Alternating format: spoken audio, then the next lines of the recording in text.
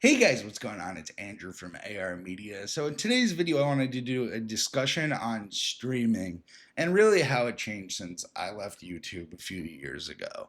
I feel like this is a much needed discussion, and I do truly feel like we are on the downfall of streaming, even though streaming is offering more content than ever. So let's get into my thoughts on it.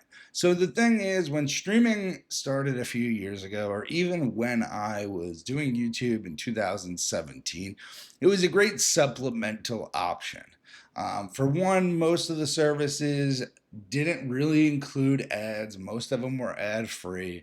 The only real subscription service where you had to upgrade for the 4K Dolby Vision was Netflix. But that was worth it because they made it so that every single show that was Netflix owned was 4K, was Dolby Vision, and looked fantastic. So you were getting your money's worth. But what I see now in the subscription landscape is every single subscription is comes with ads. So whether it be Peacock, Hulu, Paramount, Disney Plus, HBO Max, they all come standard with ads. And I feel like that's where we lose the point of what streaming was in the beginning. The whole point was we wanted to move away from TV. We wanted to move away from the ads. We wanted to move away from big media controlling exactly what we watch when we watch it. And streaming pretty much has turned into cable.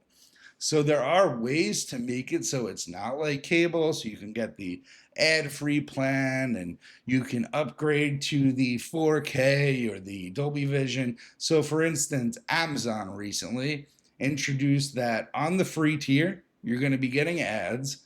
You won't get 4K and you won't get HDR anymore. So they used to offer this included. Now it's an upgrade. Same thing with HBO. Friends just came out in 4K Dolby Vision. You might think you're watching it in 4K Dolby Vision, but if you have that Disney bundle, you're not. You have to purchase HBO separately with a 4K plan, which is in the $20 range, and then you could watch the 4K Dolby Vision content. And again, this is all digitally streaming. So this depends on your network connection. It depends on the servers over at Netflix or Hulu or anything else. And you're not getting the best picture. And more importantly, you're not getting uncompressed great audio. So there's a lot of downsides to streaming. And I felt like the downsides weren't a big deal when we weren't paying so much. But now that Netflix is $25 for 4K without ads, and you can't share a password, and then Hulu is another $16 without ads, and HBO is another $20 without ads, we're getting to the same price as cable, or we're getting to the same price as just buying what you like on that station physically. So you guys know that recently I covered the Seinfeld announcement, one of my favorite shows ever. One of the main reasons I subscribe to Netflix is to watch Seinfeld. I just always have it on. I'll throw it on while I'm eating, throw it on while I'm folding laundry, whatever it is. Now I feel a lot more inclined when I'm paying 25 a month to just buy the set, own it, because it at the end of the day it's just a few months. It's under a year's worth of Netflix and you own the series and you could own it forever, sell it, share it with people. I mean, it's kind of getting a little bit crazy out there.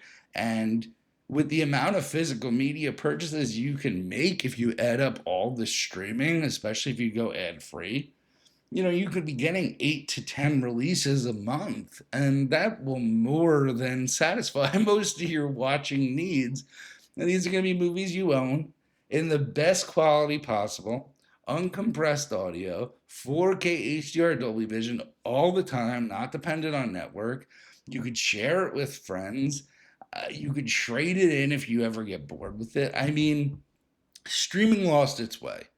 I used to be very pro streaming along with physical media, but I just feel like streaming lost its way. I feel like at this point, you might as well just get cable. It's kind of the same thing.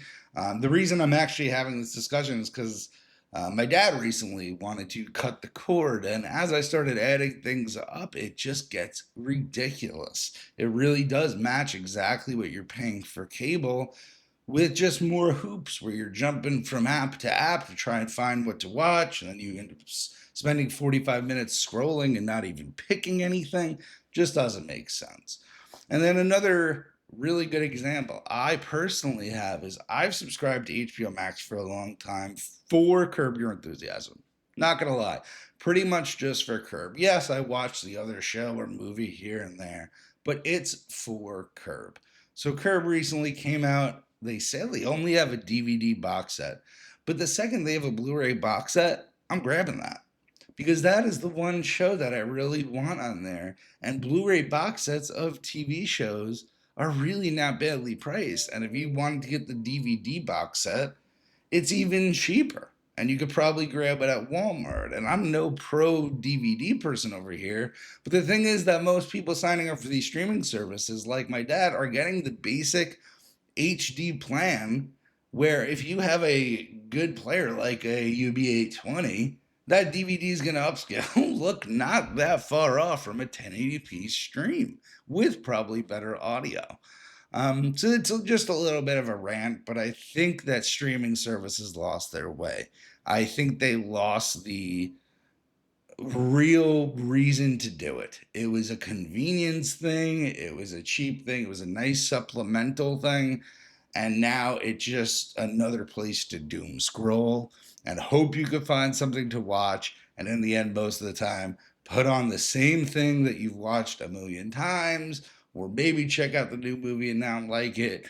But when you're paying $20 plus per streaming service to not get ads and to get 4K with Dolby Vision or HDR, it's quite a lot of money. So, guys, there's no real end meaning to this. But I just wanted to have a discussion. I want to see what you guys think because a few years ago I was so pro streaming along with physical media, but now I just think streaming lost its way between the dip in quality, the substantial dip in quality, the fact that they could remove these titles at any time, which they have been quite frequently, and the fact that ownership is just getting cheaper and cheaper, especially if you wait for deals on Amazon. You get most 4Ks now for 11 or 12 bucks after a few weeks after they're released. And same thing with these TV shows. They're going to keep releasing more in 4K. We got Friends, we're getting Seinfeld. If those two sell well, we're going to get a lot more. And I feel like a lot of people are going to go that way.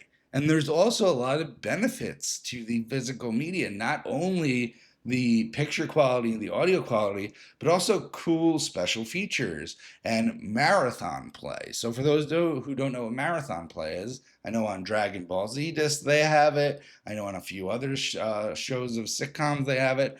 You could select marathon play. And what it does is it cuts out the intro, cuts out the recap, cuts out the outro, and it basically makes it into a movie.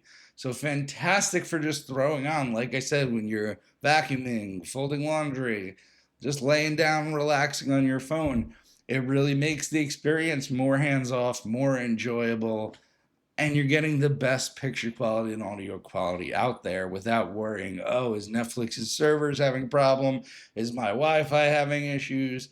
I have to hardwire everything in the apartment. Like I said, streaming lost its way. Let me know what you guys think, but I think paying, 16 to $25 to get no ads and 4K is just ridiculous.